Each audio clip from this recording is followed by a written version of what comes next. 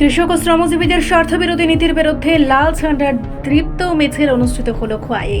আজকের এই মিছিলে নেতৃত্ব দেন বিধায়ক নির্মল বিশ্বাস সহ 4টি বামপন্থী গণসংগঠনের মহকুমা নেতৃত্ব।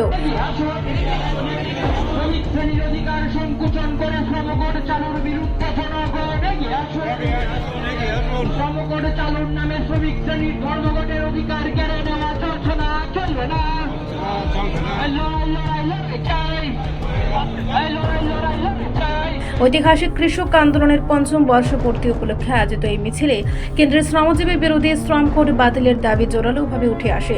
একই সঙ্গে কৃষকদের ন্যূনতম মজুরি বৃদ্ধি এবং কৃষক শ্রমিকের সার্বিক অধিকার রক্ষার দাবিও জানানো হয়। মিছিলে বক্তারা অভিযোগ করেন, নতুন শ্রম কোড শ্রমিকদের নিরাপত্তা, আয় ও মৌলিক অধিকারের প্রশ্নের মুখে দাঁড় করাচ্ছে।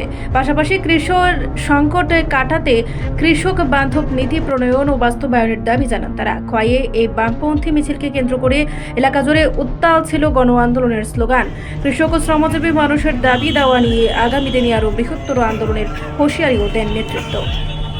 নভেম্বর আমাদের দেশের স্বাধীনতা পরবর্তীকালে এক অন্যতম আন্দোলন, ঐতিহাসিক কৃষক আন্দোলনের ৫ম বর্ষ।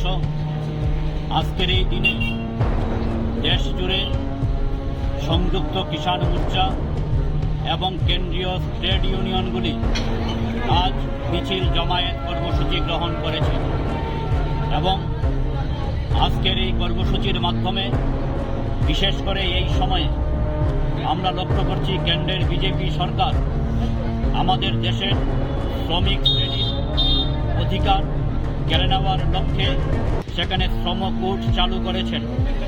গোটা দেশের শ্রমজীবী অংশের মানুষের লড়াই আন্দোলনকে উপেক্ষা করে, মতামতকে উপেক্ষা করে সেখানে শ্রম কোড চাপিয়ে দেওয়ার নামে আমরা দেখছি আমাদের দেশের শ্রমিক শ্রেণীর ধর্মঘটের অধিকার, তার ন্যূনতম মজুরি পাওয়ার অধিকার সহ তার যে বিভিন্ন অধিকারগুলি রয়েছে সেগুলি কেড়ে নেওয়া হচ্ছে।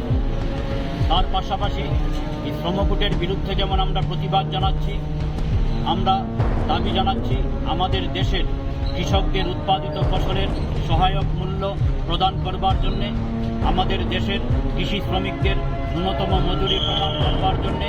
এই দাবিগুলির ভিত্তিতে আমাদের দেশের এবং রাজ্যের বিভিন্ন জায়গার সঙ্গে আজ আমরা খোয়াইতেও গণমুক্তি পরিষদ, সারা ভারত কৃষক সভা, ক্ষেতমজুর ইউনিয়ন এবং সিআইটিউর উদ্যোগে মিছিল সভা সংগঠিত করছি।